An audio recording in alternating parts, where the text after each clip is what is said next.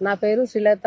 మేము వ్యవసాయం చేసుకుంటాము. మాకు వ్యవసాయం ఉంది. మేము క్రాప్ లోన్ తీసుకున్నామండి. ఈ కొత్తగా రేవంత్ రెడ్డి ప్రభుత్వం వచ్చినాక 1,50,000 ఉండే, మాకు 1,50,000 మాఫీ అయిందండి. మా పెళ్లి అయి 15-20 సంవత్సరాలు అవుతుందండి. 20 సంవత్సరాల నుంచి ఆ పాత ఇంట్లోనే ఉన్నాం. ఇప్పుడు ప్రజాపాలన దరఖాస్తు పెట్టుకోవడం వల్ల మాకు ఇందిరమ్మ ఇండ్ల లిస్ట్ లో పేరు కూడా వచ్చింది. నాకు చాలా ఆనందంగా ఉందన్న. 900 గ్యాస్ తీసుకోవడం వల్ల కూడా మళ్ళీ 400 రూపాయలు పడడం గానీ, మళ్ళీ 200 యూనిట్ కరెంట్ గానీ, అదే ఆధార్ కార్డు తోని ఎక్కడికంటే అక్కడికి వెళ్ళడం గానీ, మేమే కాకుండా ఇంకా పేదవాళ్ళు బస్ కిరాయిలు కూడా లేని వాళ్ళు చాలా మంది ఉన్నారు.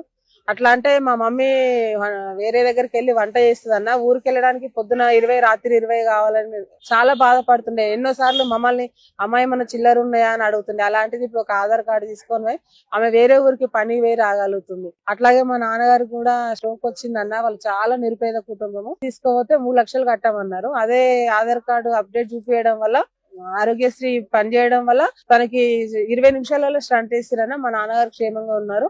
రేవంత్ రెడ్డి సర్కారు చాలా బాగా పేదవాళ్ళకి చాలా సహాయంగా ఉన్నది. రేవంత్ రెడ్డికి చాలా ధన్యవాదాలు అన్న. రేవంత్ రెడ్డికి దేవుడు ఆశీస్సులు ఉండాలి. మా పేదవాళ్ళకి ఎప్పుడు అండగా ఉండాలని కోరుకుంటున్నా అన్న. రేవంత్ అన్నకి